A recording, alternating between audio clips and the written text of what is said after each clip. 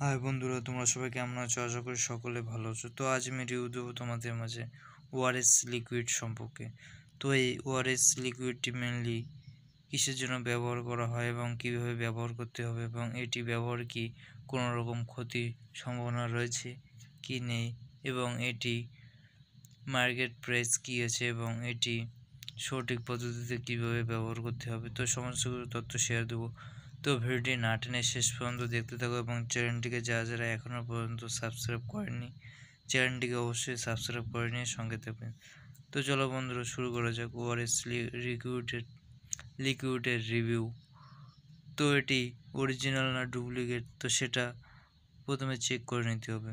তো তোমরা যদি এই ওআরএস লিকুইডের এইরকম ব্যাচ দেখো WHO, তো সেক্ষেত্রে তোমরা বুঝে নেবে যে এটি অরিজিনাল প্রোডাক্ট, এবং ডুপ্লিকেট প্রোডাক্টে তোমরা এই WHO যে ব্যাচটা আছে সেই ব্যাচটা থাকবে না।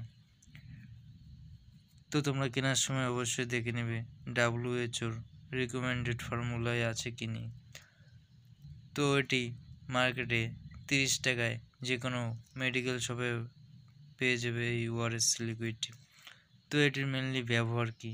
তো এটির মেনলি ব্যবহার হচ্ছে আমাদের শরীরে অনেক সময় জলের ঘাটতি হয় বিভিন্ন কারণে, যেমন ডায়রিয়া হলেও আমাদের শরীরে জলের ঘাটতি হয়, এবং অনেক সময় অত্যাধিক পরিশ্রমের কাজ করলে আমাদের শরীর থেকে অত্যাধিক পরিমাণে ঘাম নিঃসৃত হয়। তো সেই ঘাম নিঃসৃত হওয়ার ফলেও আমাদের শরীরে জলের ঘাটতি দেখা যায়। তো সেক্ষেত্রেও আমরা এটিকে ইউজ করতে পারি সামান্য পরিমাণে, এবং ডায়রিয়ার ক্ষেত্রে যে আমাদের জলের ঘাটতি হয় সেক্ষেত্রে আমরা এই ওআরএস লিকুইডটিকে ইজিলি ইউজ করতে পারবো। এবং আমাদের শরীরের যে ইলেকট্রোলাইটের ভারসাম্যতা আছে তো সেটিকে বজায় রাখতে এই ওআরএস লিকুইডের ভূমিকা অপরিসীম। তো যাদের ব্লাড প্রেশার লো, অত্যাধিক পরিমাণে মাথা চক্কর দেয়, দুর্বলতা লাগে, তো সেক্ষেত্রেও হালকা পরিমাণে ওআরএস সেবন করতে পারবে।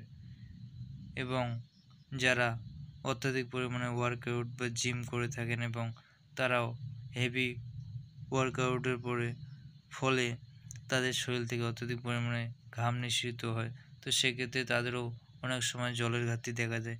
তো সেক্ষেত্রেও তারা এই ওআরএসকে হালকা পরিমাণে সেবন করতে পারে। তো ওভারঅল এটি আমাদের শরীরের জলের ঘাটতি পূরণ করার জন্যই মেনলি ব্যবহার করা হয়ে থাকে। তো এটি 30 টাকায় যে কোনো মেডিকেল শপে তোমরা পেয়ে যাবে। তো এটি ছোট বাচ্চারাও নিতে পারবে, কিন্তু তাদের দেওয়ার আগে অবশ্যই ডাক্তারের সঙ্গে একবার পরামর্শ করে নিতে হবে কতটুকু পরিমাণে তারা সেবন করবে। তো এটি ব্যবহারে কি কোনো রকম সাইড এফেক্ট হতে পারে?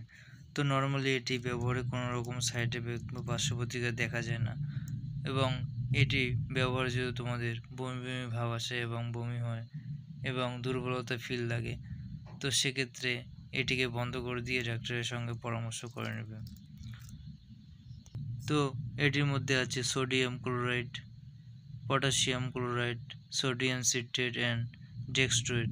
তো তাই এটি যাদের উচ্চ রক্তচাপ আছে অর্থাৎ হাইপার টেনশন আছে, তো তারা এটিকে ইউজ করতে পারবে না, এবং যাদের রেনাল ডিসঅর্ডার অর্থাৎ চোখের সমস্যা আছে তারাও এটিকে ইউজ করতে পারবে না, এবং যাদের ইউটিআই অর্থাৎ ইউরিনারি ট্র্যাক ইনফেকশনে ভুগছে তো তারাও এটিকে ইউজ করতে পারবে না।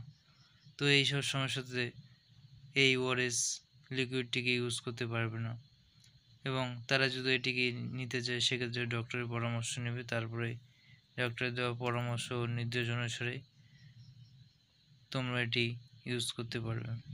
তো আজ এই ছিল রিভিউ ওআরএস লিকুইড সম্পর্কে। তো রিভিউটি যদি ভালো লাগে থাকে এবং হেল্পফুল হয়ে থাকে চ্যানেলটিকে সাবস্ক্রাইব করে নিয়ে সঙ্গে থাকবেন। দেখা হবে পরবর্তী একটি মেডিসিন রিভিউ নিয়ে। Thank you.